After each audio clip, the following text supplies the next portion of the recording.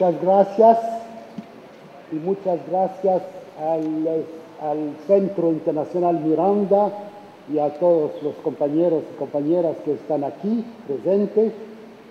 Voy a hablar en francés porque mi castellano no me permita ser preciso como quiero ser.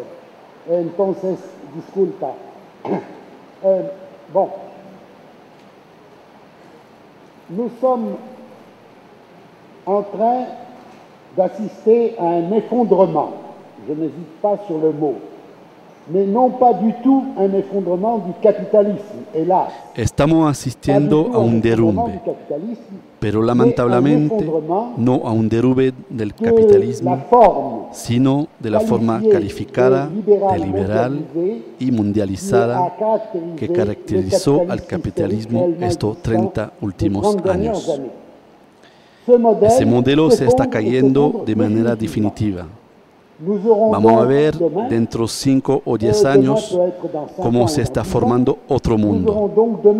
Sin embargo, la probabilidad de que este nuevo mundo sea mejor queda muy débil. Luego diré cuáles son las condiciones para que esta probabilidad sea más fuerte. Existe el riesgo de conocer un mundo peor del que conocemos actualmente. Este riesgo es enorme. Primera pregunta, ¿por qué este sistema se está derrumbando? Segunda pregunta, ¿por qué este derrumbe no crea las condiciones de un nuevo modelo de izquierda permitiendo de abrirse sobre una perspectiva socialista? Tercera y última pregunta, ¿cuáles son las estrategias y políticas necesarias para crear condiciones favorables a los trabajadores y a los pueblos, sobre todo los pueblos del sur, bajo la dominación imperialista, es decir, los 3/4 del planeta?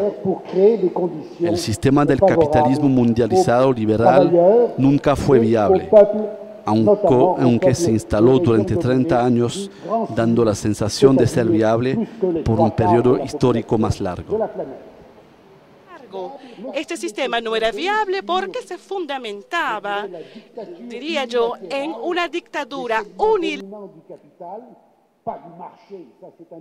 no del mercado, porque esto es un discurso ideológico vacío. La dictadura unilateral del sector dominante de la oligarquía, de la pequeña oligarquía que se ha globalizado, de lo que yo llamo el imperialismo colectivo de la tríada, Estados Unidos, Europa y Japón, sin hacer distinciones entre ellos.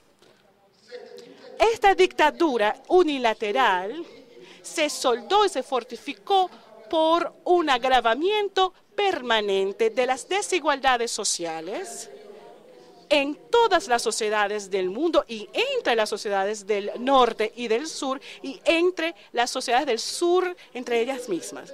Para que un sistema como este pudiese sobrevivir o pudiese reproducirse todavía por un tiempo más, basado en un estancamiento relativo del crecimiento del sistema productivo,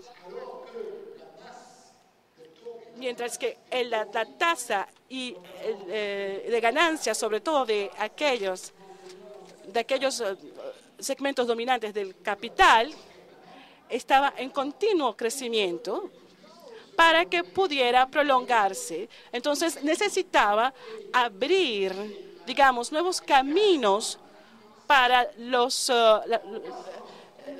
aspectos financieros en un crecimiento continuo en comparación con una profundización del sistema productivo. Esto no es nada nuevo. Esto es similar a todas las grandes crisis que el capitalismo ha conocido en su historia, no solamente la del 29, sino también la del siglo XIX, que Marx había analizado. Las técnicas de crédito, sobre todo la titularización, dando más liquidez al endeudamiento, un endeudamiento cada vez mayor, no permitía retrasar el momento de la crisis. Y mientras más lo pudo retrasar el momento de la crisis, más profunda se volvía la crisis. Entonces, no se trata de especulaciones, aun cuando la especulación es la punta del iceberg, se trataba más bien de una lógica interna. Entonces, el agravamiento continuo de esta contradicción, superada durante 30 años por la expansión del sistema de créditos, exigió que se acentuara esta contradicción que condujo finalmente a la crisis. La crisis es, por lo tanto, una crisis exclusivamente debida a la acentuación de las contradicciones internas propias del mismo sistema. Desgraciadamente, no se debe a las luchas sociales cada vez más presentes, es decir, las luchas de clases de los pueblos que son víctimas, que son las principales víctimas de este modo de expansión capitalista que ha dominado en los últimos 30 años. Sin embargo, si un sistema capitalista, digamos, que se ve acorralado y que debe ajustarse, y algunas veces lo ha hecho de una forma brillante, que debe adaptarse a las luchas sociales, haciendo algunas concesiones que llamamos regulaciones sociales o concesiones sociales, o que llamamos desarrollo económico, o que lo llamemos de otra manera. Si el sistema capitalista, cuando se ve obligado a ajustarse a exigencias sociales que no se corresponden con su lógica de maximización de la ganancia, el sistema, bueno, logra durante un cierto tiempo histórico estabilizarse y reproducirse con, digamos, cierto consenso social. Y esta fue la característica de la posguerra antes de la Primera Guerra, y durante más o menos medio siglo y un tercio de siglo. Y este es un modelo de cómo el capital, o un ejemplo de cómo el capitalismo puede ajustarse cuando se ve obligado a aceptar, digamos, responsabilidades sociales en regiones geográficas que escapan de su control inmediato, que escapan al dominio de la oligarquía dominante. Siempre podían, a veces, algunas regiones que querían construir el socialismo lograban más o menos escaparse a la lógica de esta dominación. Fue el caso del mundo socialista soviético chino, también fue en una medida, digamos, menor el caso del conjunto de algunos países asiáticos, y también fue el ejemplo que vimos en el compromiso histórico entre el capital y el trabajo, y en los países capitalistas desarrollados en Europa, con una socialdemocracia que no era en el momento social liberal, sino socialdemocrática. El sistema, por lo tanto,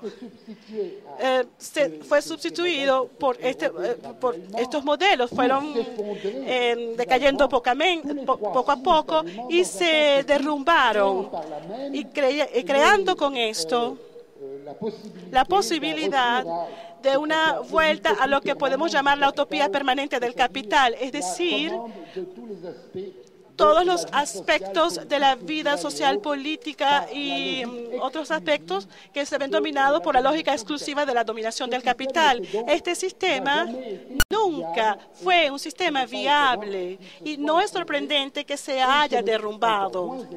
Y es aún menos sorprendente que se derrumbe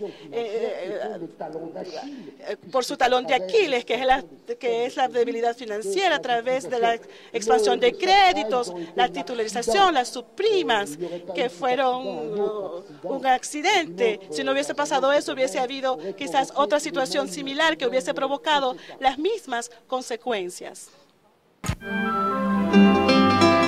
Gobierno bolivariano.